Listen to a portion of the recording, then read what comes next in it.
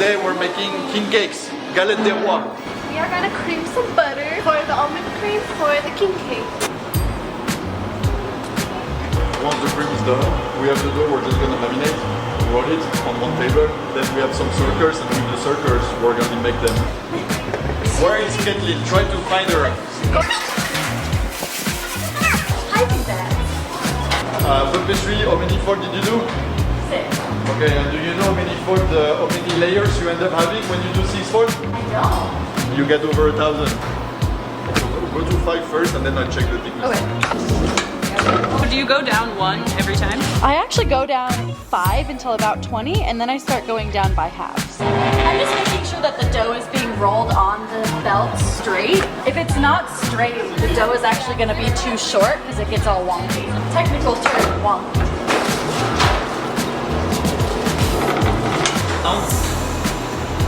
You relax the dough because the flour has gluten, right? So if your dough has too much strength, when we're gonna cut the circle for the king cake, then they're gonna shrink. And if you see a king cake that is oval, that's because he retracted. So you want to avoid that to have something nice and round.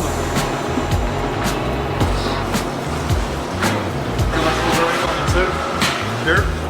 So try to get the most possible out of this.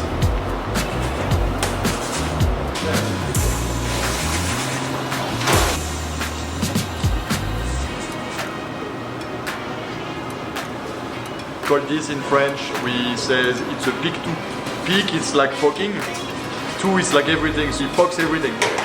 So when you poke the dough like this, you create some holes. That's going to make when the dough rises in the oven, it's going to regulate how it's moving. So we're going to poke the bottom of the dough.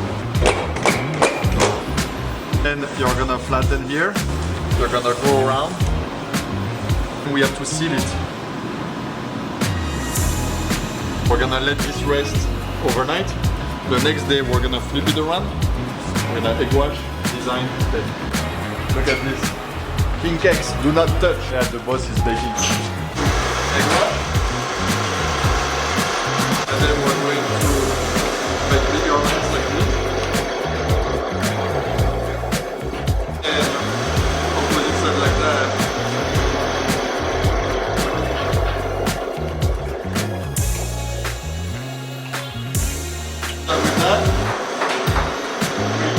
Why? Because you need some air to be able to evaporate, otherwise it's